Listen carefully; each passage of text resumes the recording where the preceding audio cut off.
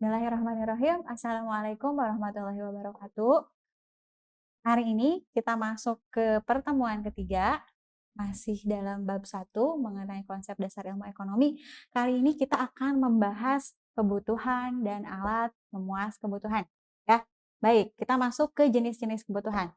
Kebutuhan ini secara umum terbagi menjadi 4. Ada kebutuhan berdasarkan atau menurut intensitas, di antaranya ada kebutuhan primer, sekunder, dan tersier. Minggu sebelumnya sudah dibahas sekilas gitu ya. Kemudian yang kedua adalah kebutuhan menurut subjek, pelakunya. Di sini dibagi 2, ada kebutuhan individu, kemudian ada kebutuhan umum. Yang ketiga yaitu kebutuhan menurut waktu. Ada kebutuhan sekarang dan kebutuhan yang akan datang. Yang keempat ada kebutuhan menurut sifat. Ada kebutuhan jasmani dan kebutuhan rohani. Baik, kita bahas satu-satu jenis-jenis kebutuhan tersebut. Yang pertama, ya kemarin sudah dibahas pertemuan sebelumnya, kebutuhan primer adalah kebutuhan pertama dan utama gitu ya. Jadi kalau tidak dipenuhi bisa mengganggu kelangsungan hidup. Contohnya berupa sandang, pangan, dan papan gitu ya. Kemudian yang kedua di situ adalah kebutuhan sekunder. Kebutuhan sekunder adalah kebutuhan yang dipenuhi setelah kebutuhan primer terpenuhi. Contohnya di sini ada TV, televisi, dan handphone. Berikutnya yang ketiga adalah kebutuhan tersier. Kebutuhan tersier adalah kebutuhan akan barang-barang mewah. Contohnya mobil mewah gitu ya, villa, rumah, perhiasan, dan lain sebagainya.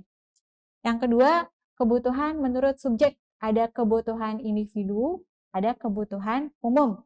Kebutuhan individu adalah kebutuhan yang sifatnya perorangan, yang pemakaiannya dapat dipisahkan dari orang lain.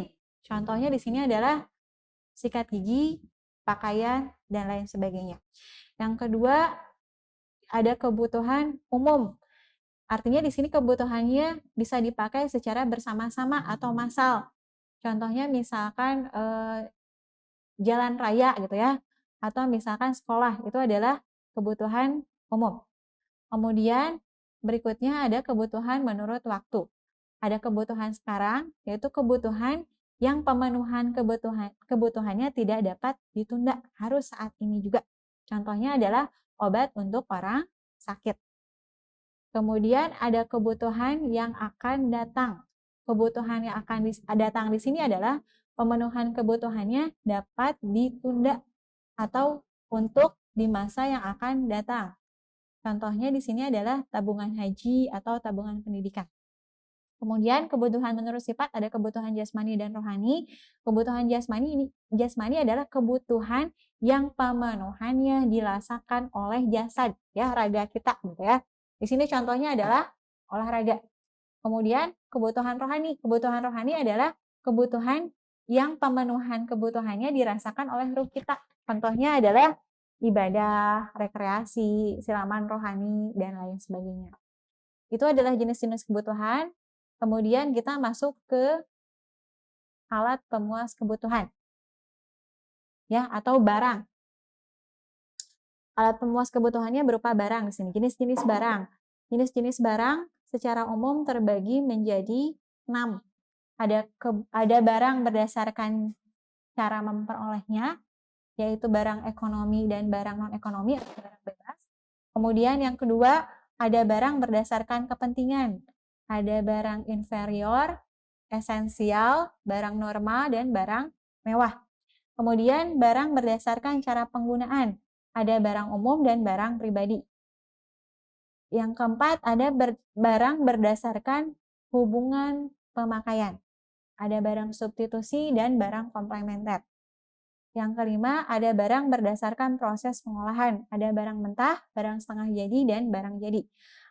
Yang terakhir, ada barang berdasarkan bentuk dan sifat, yaitu barang bergerak dan barang tetap. Kita bahas satu-satu. Oke, barang berdasarkan cara memperolehnya. Yang pertama adalah barang ekonomi. Barang ekonomi adalah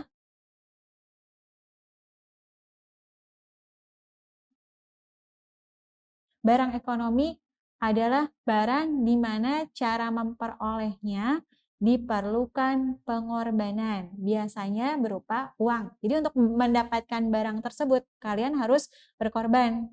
Pengorbanannya berupa uang gitu ya. Banyak contoh barang ekonomi seperti hal-hal apa yang kalian bisa dapatkan dengan cara membeli, misalkan ya handphone, tas, sepatu. Tentunya kalian memperoleh barang tersebut dengan melakukan pengorbanan berupa uang gitu ya. Kemudian yang kedua adalah barang bebas.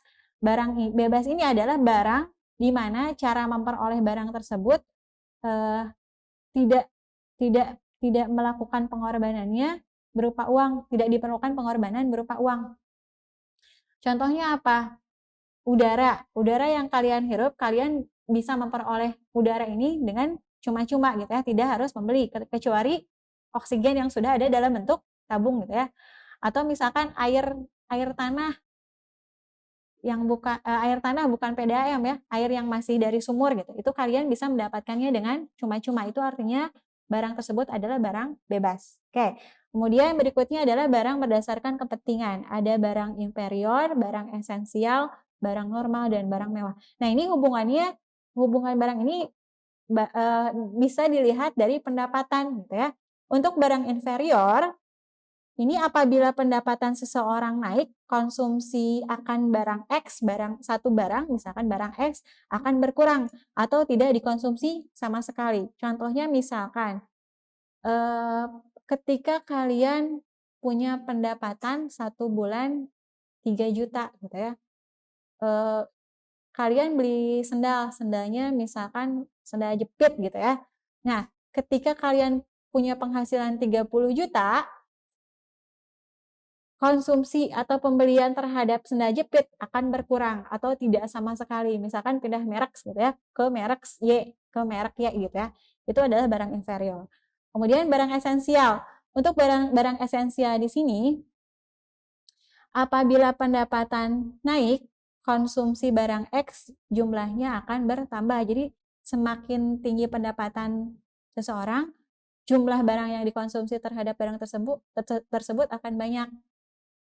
Jadi mengikuti gitu ya. Oke, berikutnya adalah barang normal. Barang normal ini kalian mengkonsumsi atau membeli barang tersebut apabila pendapatan naik, jumlah pembelian terhadap barang tersebut juga akan naik.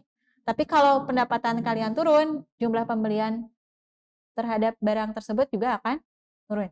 Ya. Oke, kemudian barang mewah. Barang mewah di sini adalah konsumsi terhadap barang-barang yang nilainya tinggi. Jadi hanya orang-orang yang berpenghasilan tinggi yang bisa membeli barang-barang tersebut. Oke, kemudian ada barang berdasarkan hubungan pemakaian dengan benda lain. Di sini ada barang substitusi. Barang substitusi di sini adalah barang pengganti. Contohnya, dulu untuk masak waktu ibu masih kecil pakainya kompor minyak tanah gitu ya. Nah, ketika terjadi kelangkaan minyak tanah, disubstitusi diganti dengan gas. Jadi, gas di sini adalah barang substitusi, barang pengganti dari minyak tanah. Berikutnya adalah komplementer. Komplementer di sini adalah barang pelengkap. Contohnya apa? Kaos kaki dengan sepatu, sendok dengan garpu, dan lain sebagainya. Oke, kemudian barang berdasarkan proses pengolahan. Barang berdasarkan proses pengolahan, karena di sini pengolahan berarti hubungannya dengan produsen, kegiatan memproduksi barang. Ada 3 jenis, ada barang mentah, barang setengah jadi, dan barang jadi. Barang mentah di sini adalah barang yang belum melalui proses produksi, ya.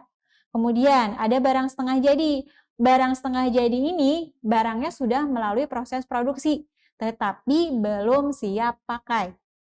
Kemudian ada barang jadi. Barang jadi ini adalah barang yang sudah melalui proses produksi dan siap pakai. Oke, berikutnya. Ya, berikutnya kita akan membahas mengenai kegunaan suatu barang. Kegunaan barang itu ada 4. Yang pertama, kegunaan bentuk, form utility. Kemudian yang kedua, kegunaan tempat, place utility. Yang ketiga, kegunaan waktu, time utility. Yang keempat, kegunaan milik, ownership utility. ya. Apa itu kegunaan bentuk? Kegunaan bentuk adalah kegunaan yang muncul setelah suatu barang diubah bentuknya. Contohnya seperti apa? Misalkan kayu dalam bentuk balok, masih dalam bentuk balok kayu gitu ya. Mungkin ada manfaatnya gitu ya kalau misalkan balok kayu tersebut digunakan misalkan untuk bikin jembatan, tapi itu pun harus harus apa, kalau dalam bentuk balok kegunaannya masih sifatnya terbatas. Kalau dibikin jembatan pun pasti kan ada perubahan dari bentuk barang tersebut, ada sesuatu yang diubah gitu ya, ditambah pegangannya, bawahnya harus pakai apa, siku gitu ya dan lain sebagainya. Jadi barang tersebut mempunyai kegunaan bentuk kalau sudah diubah. Misalkan dari balok kayu yang lebih kentara nih ya, dari balok kayu diubah menjadi kursi, dari balok kayu diubah menjadi meja, ranjang dan lain sebagainya. Itu adalah kegunaan bentuk ya. Yang kedua adalah kegunaan tempat, place utility. Adalah kegunaan yang muncul setelah suatu barang dipindahkan ke tempat lain. Misalkan perahu ya. Perahu itu akan muncul kegunaannya apabila berada di sungai atau di pantai atau di laut atau di danau gitu ya. Itu fungsi fungsi barangnya akan muncul, kegunaan barangnya akan muncul ketimbang perahu yang disimpan di sawah gitu ya. Itu bendanya udah jadi, tapi karena bukan di situ tempatnya, kegunaannya bukan di sawah, nanti nggak akan muncul fungsi dari perahu. Jadi perahu itu dikatakan punya flash utility kalau berada atau dipindahkan di tempat yang tepat gitu ya. Kemudian yang ketiga adalah kegunaan waktu, time utility. Adalah kegunaan barang ketika digunakan di waktu yang tepat. Misalkan kalian punya jas hujan ya. Jas hujan manfaatnya akan jauh terasa terpakai apabila dipakai ketika musim hujan gitu ya. Jadi harus tepat gitu penggunaannya sesuai waktunya. Kemudian yang terakhir kegunaan milik atau ownership utility. Kegunaan milik adalah kegunaannya barang yang muncul ketika barang tersebut dimiliki. Maksudnya apa? Ya, ketika kalian main misalkan ke BEC, ke Plaza, Bandung Plaza gitu ya, kalian melihat handphone tuh di etalase ya. Handphone tersebut fungsinya untuk apa? Untuk komunikasi gitu ya, untuk penggunaan internet, untuk telepon, untuk browsing, searching gitu dan lain sebagainya. Ketika disimpan di etalase, fungsi dari handphone tersebut ada tidak gitu ya, atau terpakai tidak, sesuai fungsinya tidak? Tidak kan ya. Nah, dikatakan barang itu mempunyai kegunaan, handphone tadi adalah ketika handphone tadi dimiliki atau dibeli gitu ya. Ketika handphone yang ada di etalase kalian beli, kalian miliki, barulah muncul kegunaan dari barang tersebut. Oke, ya. Demikian pertemuan ketiga mengenai barang, jenis-jenis barang, dan kegunaan suatu barang. Mudah-mudahan bermanfaat. Silahkan catat materi yang kalian simak dan kirim ke Google Classroom atau WhatsApp. Demikian, Assalamualaikum warahmatullahi wabarakatuh.